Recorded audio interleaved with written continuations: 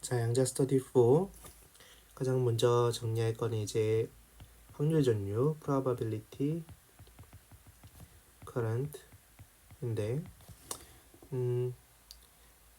이게 어떻게 증명된지도 이제 유도를 할 건데, 먼저 확률 전류를 개념적으로 설명하면은 우리가 어떤 의미의 웨이브 펑션 phi xt가 있다고 하면은 얘를 사실 오른쪽으로 가는 프리 파티클 e to the i kx 마이너스 오메가 t, 또 왼쪽으로 하는 e to the i 마이너스 kx 마이너스 오메가 t 이렇게 분해를 할 수가 있죠.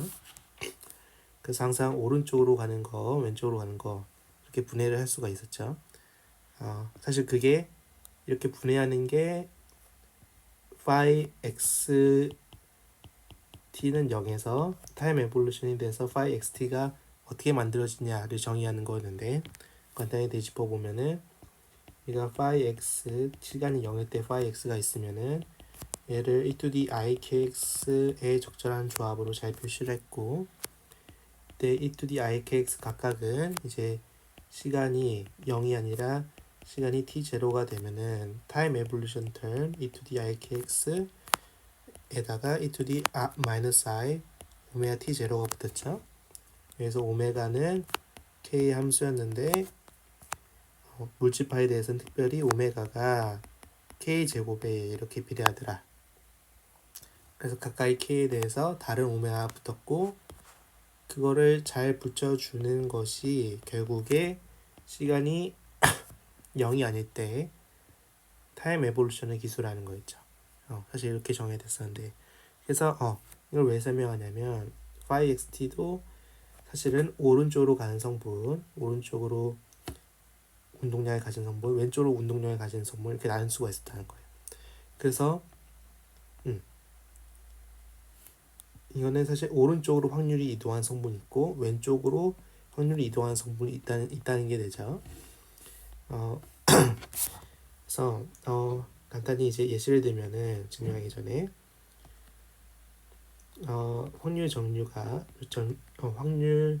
전류가 어떻게 정의됐냐면 h 바 오버 EIM d phi star d dx phi 마이너스 phi d dx phi star 이렇게 정의를 했는데, 간단히 여기다가 e to the i kx를 집어넣어 보면 얘는 사실 운동량이 플러스 h 바 k내니까 확률 전류가 뭐 오른쪽으로 이동한다 뭐 이런 식으로 결론이 나오겠죠. 그래서 집어넣어 보면은 h 바 오버 EIM e to the i kx, 그다음에 e to the i kx를 미분하면 ik가 나오고 뒤에 e to the i kx가 나오죠. 이거 앞에 거 스타츠하니까 얘네 줄이 지워지고 뒤에 놈 계산하면 되는데, 얘는 계산할 필요 없는 게 사실 앞에 놈의 컴플렉스 컨주게이트죠. 그래서 마이너스 컴플렉스 컨주게이트. 이건 사실 h 바 오버 EIM 곱하기 ik의 2배죠. 그래서 결론이 뭐였냐면은 hk 오버 m이다. 그럼 hk는 사실 운동량이니까 p 오버 m이랑 것 똑같고, 얘는 속력 비례를 가진다.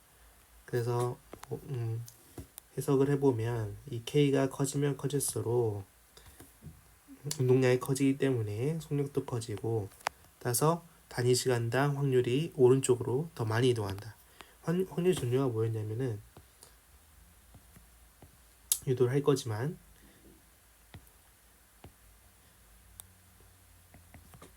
JXT가 뭐냐면 단위 시간당 왼쪽에서 오른쪽으로 확률이 얼마나 들어가느냐 이거거든요. 그래서 사실 차원을 보면은 이게 시간분의 1차원이 나와야 해요. 근데 여기서는 지금 e to the i kx를 이거 헷갈리지 말라고 설명하는 건데, e to the i kx를 집어넣었더니 속도의 차원이 나왔죠. 속도는 L 오버 T인데 갑자기 L이 등장했죠. L이 이거는 이제 우리가 계산 실수를 한 게 아니라 사실 웨이브 펑션은 제곱해서 dx를 곱한 게 확률의 차원을 가지죠. 이게 무차원이어야 하는데 그래서 phi x 자체는 길이분의 1차원을 가져야 하는데 우리가 e2di_kx도 앞에다 노멀라이제이션을 길이분의 1차원으로 하면 좋지만 사실 e2di_kx 프리 파티클은 우리가 노멀라이즈를 할 수 없다는 걸 알기 때문에 그냥 포기하고 그냥 집어넣은 거죠. 그래서 프리 파티클 말고 다른 걸 집어넣으면 정상적으로 시간분의 1차원이 나올 거예요.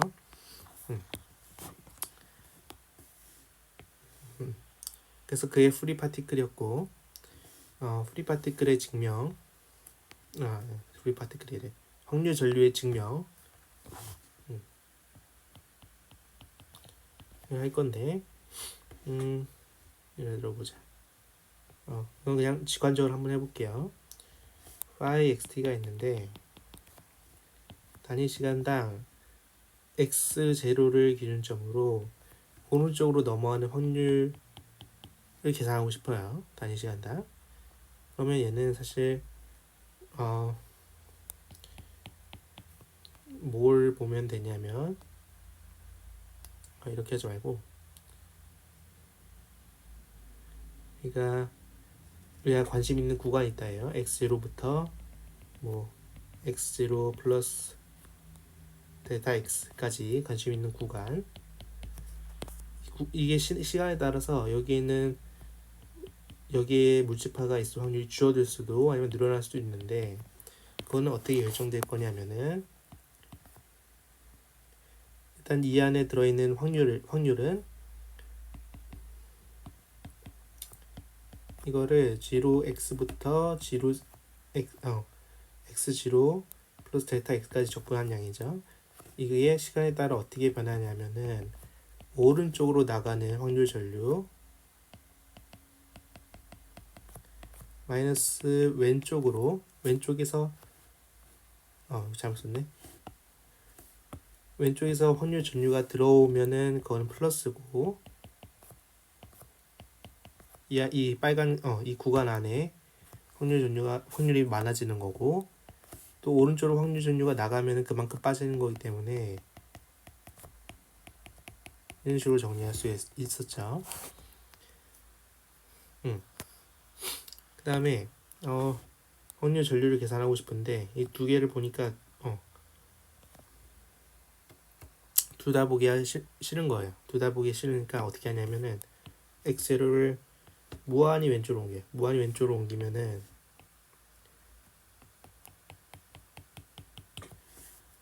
왼쪽으로 옮기면은 항상 피지컬한 펑션은 phi x가 무한으로 가거나 마이너스 무한으로 가면 0이기 때문에 요런 왼쪽에서 오는 확률 전류를 무시할 수가 있었죠.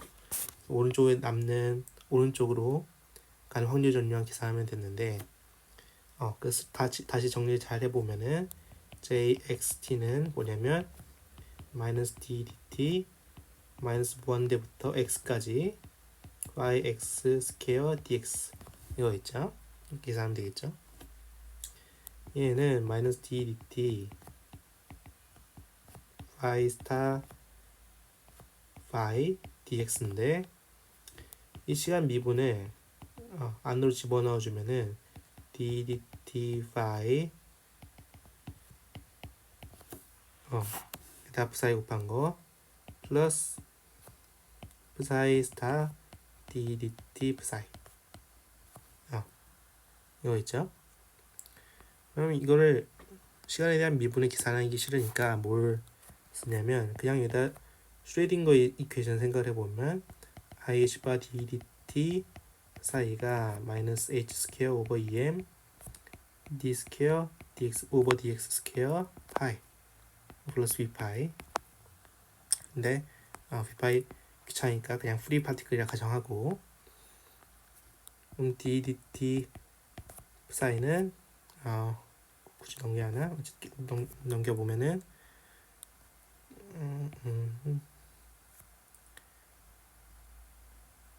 IH 바 오버 EM 맞죠? D 스퀘어 오버 DX 스퀘어 사이 이거니까 이걸 그대로 넣어주면 되는 거예요. 그대로 넣어주면은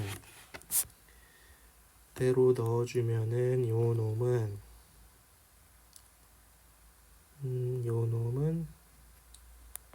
여기다 스타 씌운 거. 그러니까 있지? 마이너스 I h바 오버 em d 스퀘어 오버 dx 스퀘어 사이 스타 이거 있죠? 그 다음에 뒤에 놈도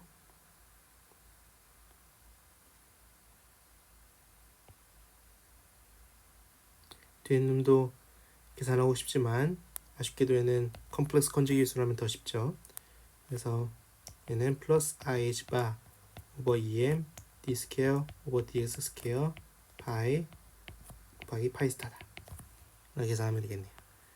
정리하면은 마이너스 있으니까 그것까지 고려를 해주면 IH 바 오버 EM을 밖으로 빼고 마이너스 무한부터 X까지 잘못 썼네. 다 X까지인데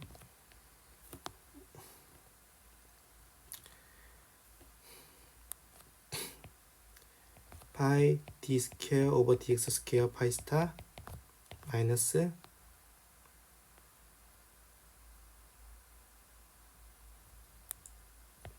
파이 스타 D 스퀘어 오버 DX 스퀘어 사이 DX다. 이거죠. 그러면 사실 우리가 두 번 미분한 것도 꼴 보기 싫어요. 두 번 미분한 거 꼴 보기 싫어서 어떻게 하냐면 부분 적분을 해요. 그래서 예를 들어 요 놈을 부분 적분을 하면은 뒤에 걸 적분하고 싶죠. 뒤에 걸 적분하면은 파이 계속 잘못 쓰는데 여기가 x죠. x까지 적분하는 거죠. 그래서 파이는 그대로 냅두고 뒤에 놈을 적분하면은 d dx 파이 스타 이거를 마이너스 무한부터 x까지 마이너스 무한부터 x까지 d dx 파이 d 스퀘어 dx 스퀘어 d 오버 dx 파이 스타 dx 그쵸? 그 다음에 뒤에 놈은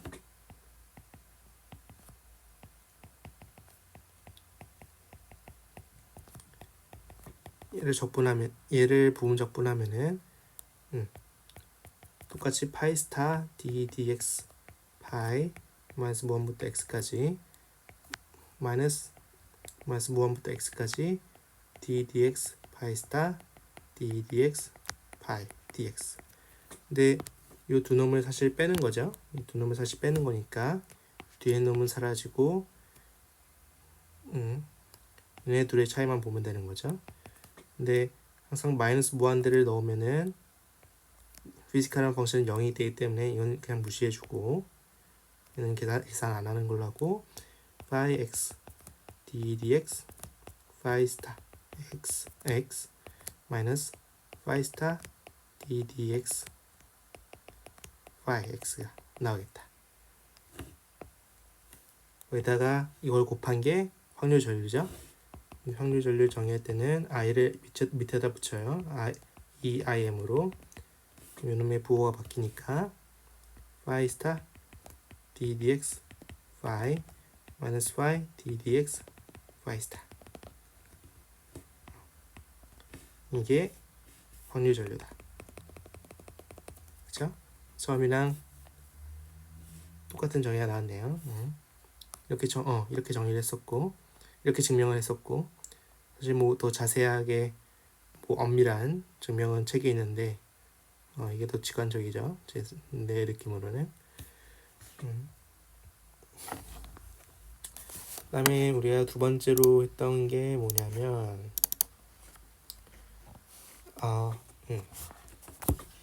사실 확률 전류 배운 건 다 배운 거죠. 뭐 숙제에서는 포텐셜 월이 나오거나 포텐셜 베리어가 나오거나 포텐셜 웰이 나오거나 했는데 어떤 상황을 가정했냐면요. 숙제에서는 왼쪽에서 e to the ikx가 오는 걸 가정하고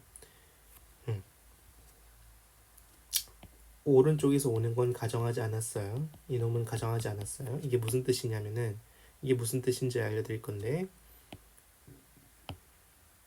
그냥 예를 들어 x는 마이너스 무한대 시간이 마이너스 무한대일 때 여기서 이렇게 프리 파티클을 오른쪽으로 입사시킨다 생각을 해봐요. 그다음에 이제 눈을 뗐다가 잠시 멍 때린 뒤에 다시 보면은 여기서 가서 반사하는 거가 생기고 또 투과하는 거가 생기겠죠. 여기서 왼쪽으로 오는 애는 안 생길 거예요. 왜냐면은 여기서 이렇게 쭉 가서 어디선가 반사하려면은 인피니트 타임이 걸리죠. 그래서 고려를 안 하는 거였어요. 우리가 항상 왼쪽에서만 계속 물질을 서플라이 한다 치고 그렇게 가정하고 문제를 푸는 거기 때문에 이 세 성분밖에 없었죠. 그래서 계속 왼쪽에선 물질파를 서플라이 해주니까 e2d ikx가 들어오고 또 반사돼서 마이너스 ikx로 나가는 애가 있었고 그 다음에 투과되는 애는 e2d ikx로 오른쪽으로 나간다 이렇게 가정을 했었죠. 그래서 여러 가지 논의거리가 있지만 첫 번째는 에너지 컨서베이션.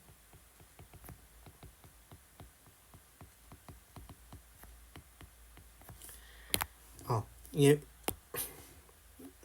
제가 궁금했던 건데 우리가 오른쪽으로 서플라이가 K를 가진다 하면은 왼쪽으로 가진 놈이 사실 K 프라임 그다음에 오른쪽으로 다시 투과해서 나온 놈이 K 더블 프라임 달라도 되는 거잖아요.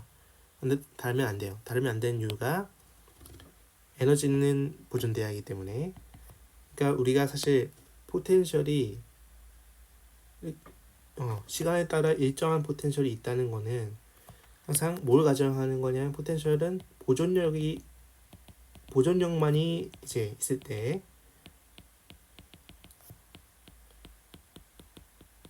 그거를 포텐셜로 나타낼 수 있는 거예요. 그러니까 보존력이 아닌 비보존력 혹은 외력이 있을 때는 포텐셜 말고 다른 걸로 모델링을 해줘야 해요. 그래서 포텐셜이 있다는 건 뭐냐면 보존력이 있다는 게 뭐냐면 원래 상태로 원래 지점으로 다시 돌아오면은 에너지는 컨설브 돼야 한다는 거예요. 그게 밑바탕에 깔려 있는 거죠. 그래서 K 프라임도 K고 에너지는 보존돼야 하니까 물론 이 안에서는 다를 수 있어요. 이 안에서는 예를 들어서 에너지가 여기서 오는 운동 에너지가 포텐셜 웰의 하이트보다 크다면은 운동량이 조금 깎인 채로 지나가겠죠. 그 운동량이 Q라 하고 막 그랬었는데 어쨌든 이 구간을 통과하고 나서 다시 생기는 이 운동량 K 프라임이 원래 운동 에너지랑 같아야겠죠. 원래 운동량이랑 같아야겠죠. 왜냐면 포텐셜이 똑같으니까. 그래서 K가 K 프라임이랑 같았고 이건 K 프라임이랑 같았다. 이런 거죠. 사적으로 비보존력은 어떻게 가정하냐면은 비보존력 있을 때는 어떻게 모델링 하냐면 포텐셜이 x만의 함수가 아니라 포텐셜 시간에 따라 변해요.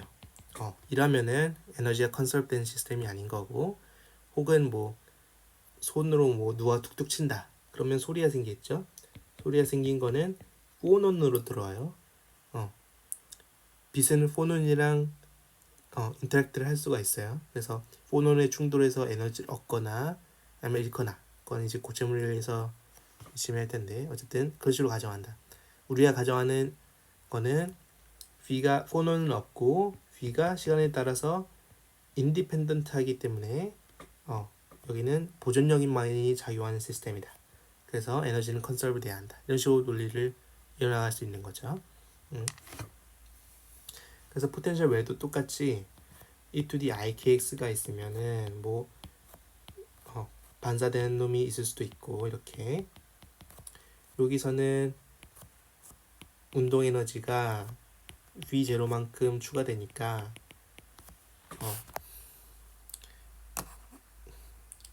여기서는 q가 여기서는 새로운 운동량 e to the i qx로 가겠죠. 또는 e to the i qx로 왼쪽으로 가는 애도 있을 수도 있어요. 이 벽면에 반사돼서. 근데 이때 이 q는 k보다 커야겠죠.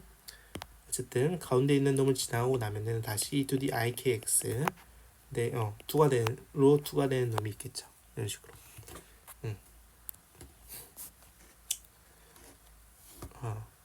그래서 일단 에너지 컨servation은 된 거고,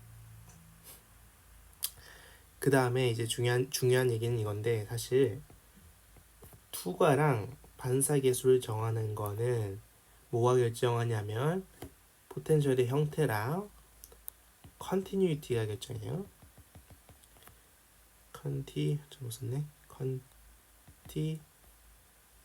컨티뉴이티가 결정을 해요. 이게 무슨 소리냐면은 포텐셜이 뭐 아비트리하게 있어요.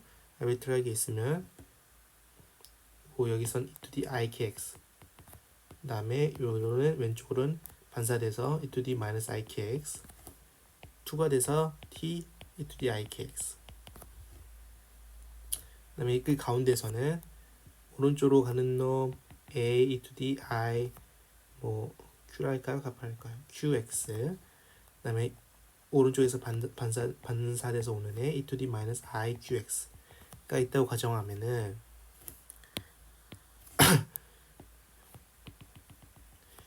포텐셜 왼쪽에는 솔루션이 이렇게 써질 거고, 포텐셜 안에서는 a e to the i qx 플러스 b e to the minus i qx 이렇게 써질 거고, 오른쪽에서는 이렇게 써질 거죠.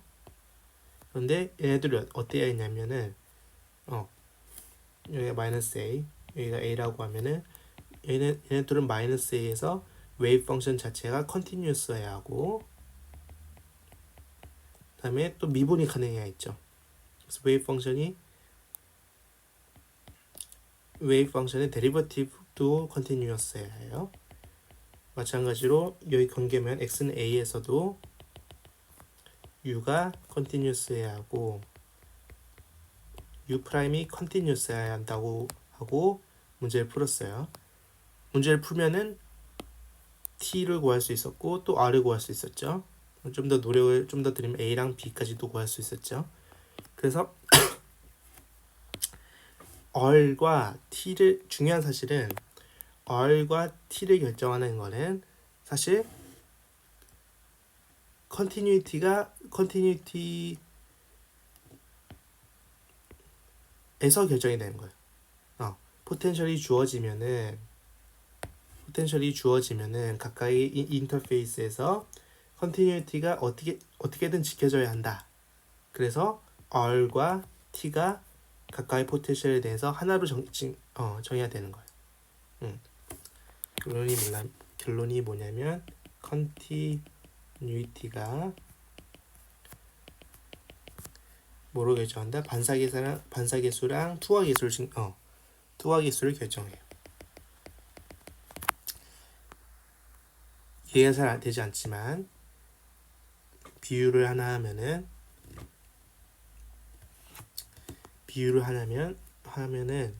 우리가 빛도 반사계수랑 투하계수는 뭐가 결정하면 굴절률 차이가 정해요. 어떤 미디움에서 다른 미디움으로 간다 할 때 N1과 N2의 이 상대적인 차이가 결국에 반사계수랑 투하계수를 정해요. 왜냐면은 빛도 이 둘 사이에서 컨티뉴어스해야 하거든요. 물질파도 마찬가지예요. 물질파도 이 빛의 굴절률은 결국 뭐냐면 매질 속에서 빛의 속도였죠. 여기서도 똑같아요. 포텐셜이 없을 때는 운동량이 k, 포텐셜이 있을 때는 속력이 달라지죠. 속력이 운동량이 q로 달라지죠. 그러니까 속력도 달라지는 거죠. 그래서 얘도 사실 속력의 차이가 뭐를 결정하는 거냐면 r과 t를 결정하는 거예요. 그래서 사실 물집하나 라이트 웨이브나 똑같다.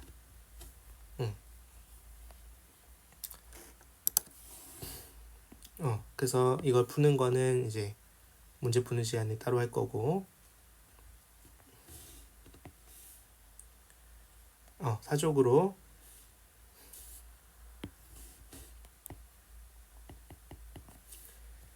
아까 배운 확률 전류의 개념을 쓰면은 왼쪽에서 오는 애는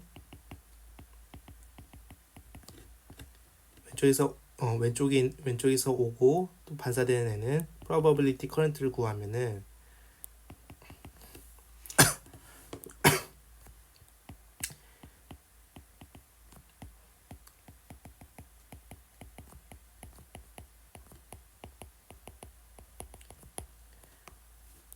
요 놈을 구하면은 뭐가 나오냐면은 EIK가 e to the IKX 집어넣으면 EIK가 나온다고 했고 R 집어넣으면은 이거는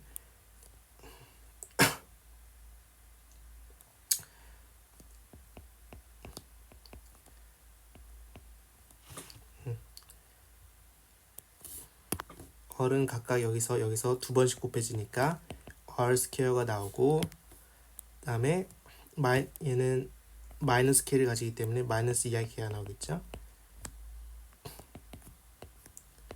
그래서 얘네는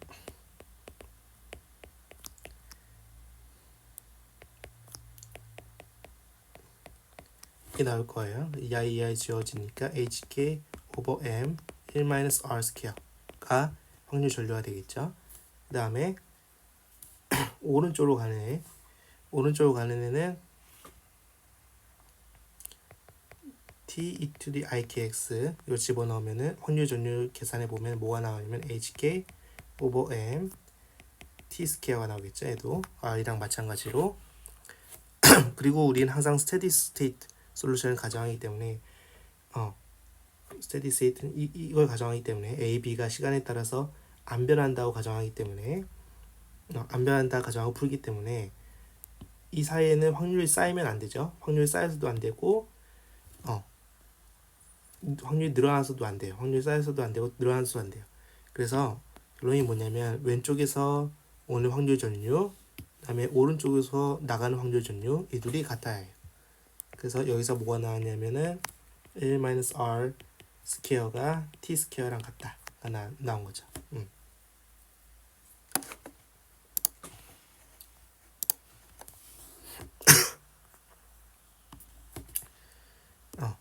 그래서 지금 컨티뉴티 얘기를 계속했는데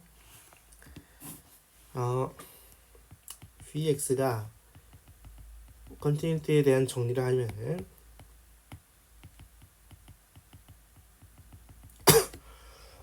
Vx가 파이나이트한 경우에는 U가 컨티뉴스하고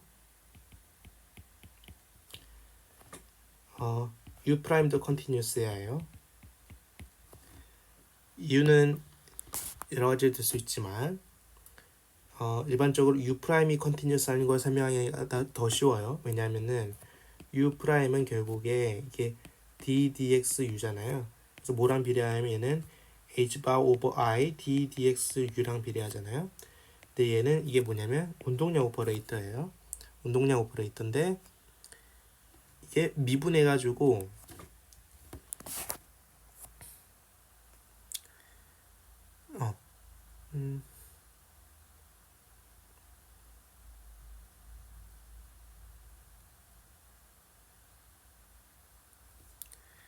이거 설명하면 안 되나?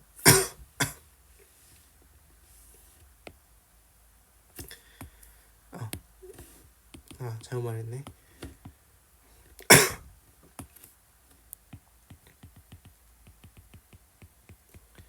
U가 컨티뉴스한 걸 설명하는 게 더 쉬운데 예를 들어서 U가 컨티뉴스하지 않고 이렇게 갑자기 갭이 있다 쳐요. 이런 식으로. 그럼 여기서는 뭐가 U 프라임이 발산하죠. 무한대로 U 프라임이 발산한다는 거는 결국에 H 바 오버 I d dx U가 발산한다는 거예요. 이러면 모한 문제는 운동량이 발산한다는 뜻이 되는 거죠.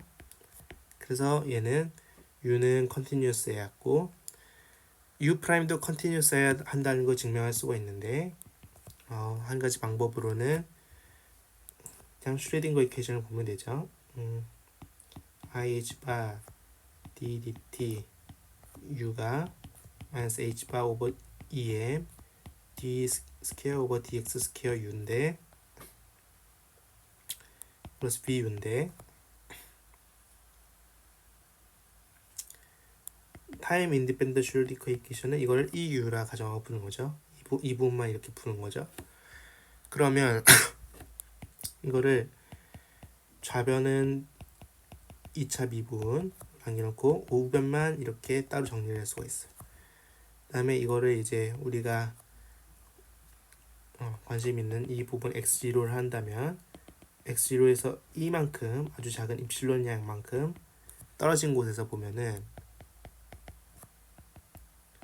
이만큼 적분하면은 적분하고 입실론을 0으로 보내면 이 간격을 0으로 보내면 이 양은 파이나트이기 때문에 이건 0으로 가겠죠.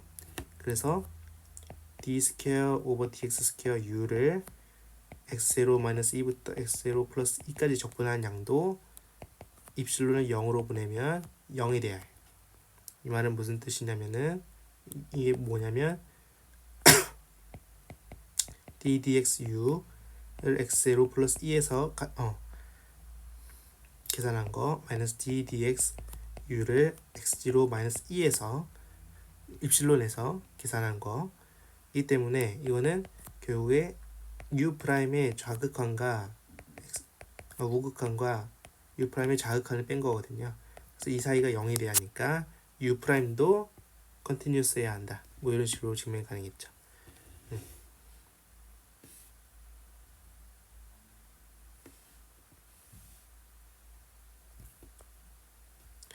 근데 이제 델타 펑션이 들어올 때는 물론 아주 피지컬하진 않지만 델타 펑션이 올 때는 이게 꼭 이렇지만 않았어요. 어땠냐면 u는 여전히 컨티뉴어스 해야지만 아까 말한 논리가 지켜지죠.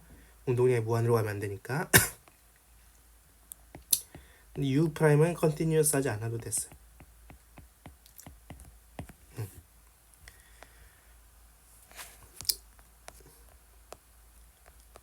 위에 있는 논리를 다시 써보면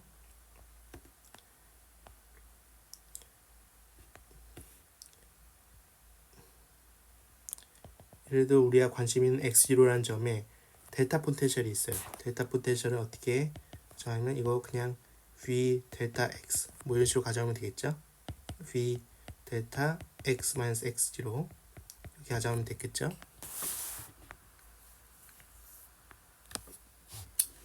그래서 슈레딩거 이퀘이션 타임 인디펜던트 슈레딩거 이퀘이션을 다시 쓰면은 마이너스 h 바 오버 2m d 스퀘어 오버 dx 스퀘어 플러스 vx ux가 ux였는데 잘 정리하면 h 바 스퀘어 오버 2m d 스퀘어 오버 dx 스퀘어는 마이너스 vx ux죠. 근데 이거를 x0 마이너스 입실론부터 x0 플러스 입실론까지 적분한다 쳤어요. 그럼 이거는 이제 미적분 정리에 따라서 이거는 이 안에 뭐가 있든지 간에 이건 사실 마이너스 h 바 스퀘어 오버 2m u'의 우극한과 u'의 자극한을 뺀 거죠. 그냥 이런 같은 거죠. 가운데 뭐가 있든 상관없어요. 이거는 디스컨티뉴티가 있어도 그냥 함수는 쌓으면 되는 거니까 이렇게 우변은 적분하면은 이제 vx가 델타 포텐셜이 있기 때문에 잘못 썼네요 이거. 잘못 쓴 게 아니구나. 델타 포텐셜이 있기 때문에 이거를 적분한 게 0이 아니죠. 0이 아니라 마이너스 u x0가 나오죠. 그래서 마이너스 지우면은 u 프라임 우극한 빼기 u 프라임 자극하는 2m 오버 h 바 스퀘어 u x0가 나온다. 그래서 u'은 컨티뉴어스하지 않아도 됐죠. 물론 이거는 델타 펑션이 피지컬하다고 말하기 좀 어렵기 때문에 이거는 뭐 그렇게 중요한 사실 아니지만 여러분들 시험엔 중요할 수 있죠. 아니면 다르게 이해하는 방법은 규민이랑 했던 건데 포텐셜 배리어를 마이너스 a부터 a까지 두고 이 간격을 0으로 줄인 대신에 이 높이를 a분의 1로 둬서 동시에 높아지게 하는 거예요. 높아지게 하면은 놀랍게도 같은 결과가 나왔어요. 이거는 지금 당장 하기는 좀 그렇고. 그러면 개념 정리는 다 한 것 같아요. 이 다음으로 영상에는 이제 문제풀이 어떻게 계산 쉽게 하는지를 올릴게요.